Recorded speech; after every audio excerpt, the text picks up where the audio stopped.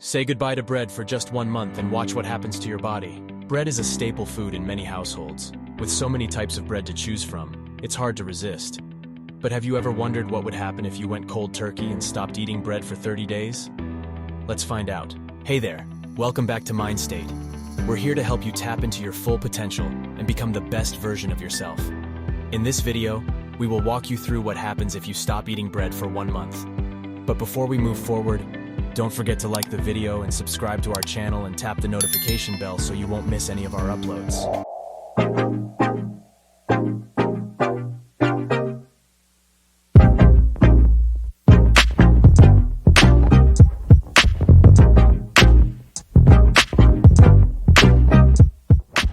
The basics of bread. Before we dive into the nitty-gritty, let's start with the basics.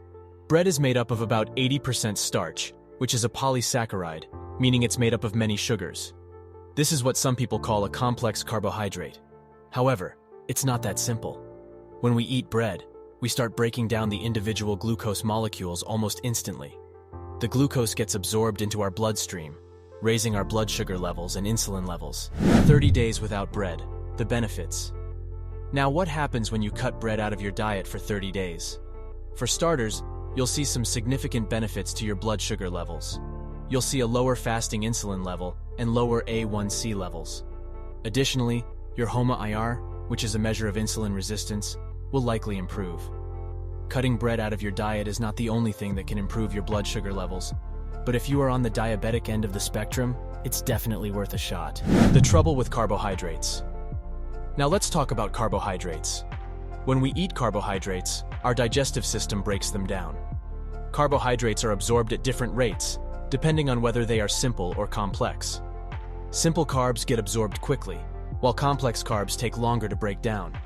The more complex a carb is, the further it goes down our digestive tract, and the more of it gets absorbed as glucose.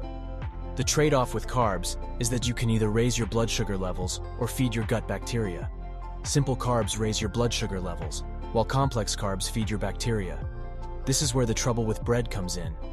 People with digestive complaints often find that whole wheat bread is worse for them because it takes longer to break down, which means it makes it further down the digestive tract. For people with SIBO, small intestinal bacterial overgrowth, the bacteria in the small intestine feed on the undigested carbohydrates, producing gas and causing discomfort. Our hunter-gatherer DNA. During most of our existence, our lifestyle was all about hunting and gathering, so our DNA is still designed to do just that. Now, that's not to say our ancestors never had grains. They did stumble upon a few here and there and might put them in a soup or eat them raw, but they didn't eat a whole lot of it. Our DNA simply wasn't built for it. The agricultural revolution. That all changed about 10,000 years ago.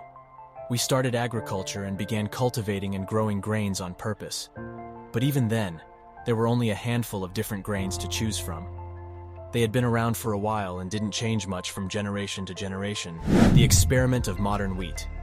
But fast forward to the last 50 years, and things have drastically changed. We started hybridizing and playing around with the DNA of those grains, and now we have over 25,000 different types of wheat. Crazy, right? These modern wheats are optimized for yield, durability, pest resistance, and baking properties. They have more gluten and create more elastic, bouncy bread. What about our health? But here's the catch.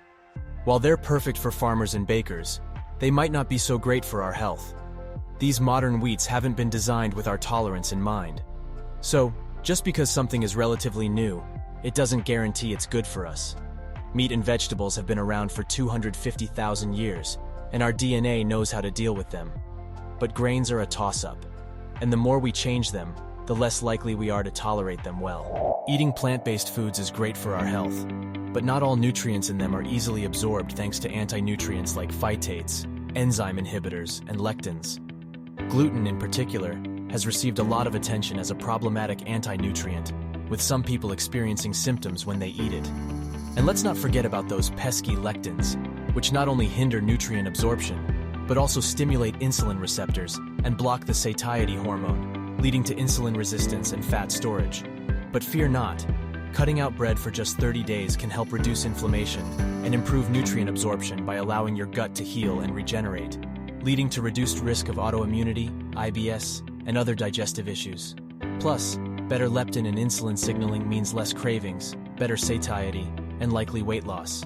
And don't forget about the toxins in store-bought breads, like potassium bromate. Sure, bread has played a role in our history, but with the resources and technology we have now, we can explore sustainable alternatives to grains and rediscover ancient nutrient-dense grains without the negative side effects. So next time someone argues that bread is too important to give up, remind them that not all bread is created equal, and the benefits of cutting it out for 30 days are well worth it. Your body will thank you. Thanks for watching, Mind State fam. If you found this video helpful and enjoyed our content, please show us some love by hitting that like button and subscribing to our channel. We promise to keep bringing you insightful takes on anything and everything that matters. We appreciate your support and look forward to seeing you in the next video.